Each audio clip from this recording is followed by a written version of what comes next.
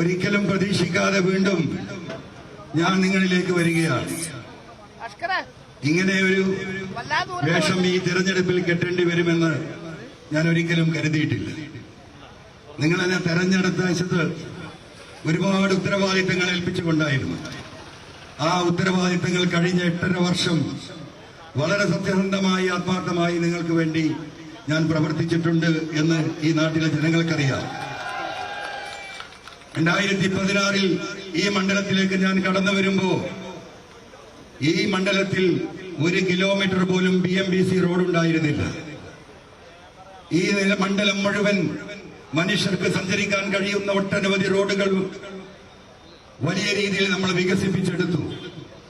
മാനവേദൻ ഹൈസ്കൂളിൽ 27 കോടി രൂപ മുടക്കി ഈ നാട്ടിലെ പാവപ്പെട്ട കുട്ടികൾക്ക് കളിക്കാനും കുളിക്കാനും സ്വിമ്മിംഗ് പൂൾ അടക്കമുള്ള വലിയ വികസന പ്രവർത്തനങ്ങൾ നടത്തി.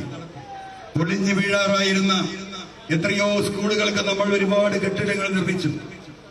ഈ നാട്ടിലെ MLA ഫണ്ട് മുഴുവനും ഈ നാട്ടിലെ സാധുക്കൾക്ക് നേരിട്ട് ഉപകാരപ്പെടുന്ന ആശുപത്രികളിലും സ്കൂളുകളിലും ജീവിതത്തിൽ വീട്ടിൽ നിന്ന് പുറത്തിറങ്ങാൻ കഴിയാത്ത ഓട്ടിസം ബാധിച്ച കുട്ടികൾക്ക് ആശ്രയം നൽകാനുള്ള ഓട്ടിസം സെന്ററുകളും നമ്മൾ ഇവിടെ നിർമ്മിച്ചു. കേരളത്തിന്റെ ചരിത്രത്തിൽ ആദ്യമായി നാട്ടുകാർ കേട്ടിട്ടില്ലാത്ത CHCയിൽ ആദ്യമായി സർക്കാരിന് ഒരു പൈസ മുടക്കാതെ ഡയാലിസിസ് സെന്റർ തുടങ്ങിയത് നമ്മളാണ്. ജനങ്ങളുടെ സഹായത്തോടുകൂടി ഈ നാട്ടിലെ വ്യാപാരി വ്യവസായികളുടെ പ്രവാസികളുടെ സുമനസ്സുകളുടെ സഹായത്തോടുകൂടി 9 മെഷീനുകളുമായി നമ്മൾ ആരംഭിച്ച CHC പിന്നീട് MLA ഫണ്ടിൽ നിന്ന് നൽകിയ 8 മെഷീൻ ഉൾപ്പെടെ ഇന്നവിടെ നല്ല രീതിയിൽ പ്രവർത്തിക്കുകയാണ്. ജില്ലാ ആശുപത്രിയിലേക്ക് ഞാൻ കടന്നു വരുമ്പോ ഒരു തുള്ളി വെള്ളം ആ ആശുപത്രിയിൽ ഉണ്ടായിരുന്നില്ല. കേരളത്തിൽ ആദ്യമായിട്ടൊരു ജനറേറ്റർ ഇല്ലാത്ത ജില്ലാ ആശുപത്രിയായിരുന്നു നിലമ്പൂർ ജില്ലാ ആശുപത്രി.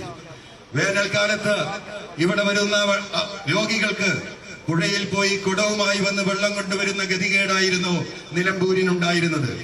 രാത്രിയിൽ കറണ്ട് പോയാൽ അവിടെ വൈദ്യുതി ഇല്ലാത്ത അവസ്ഥ.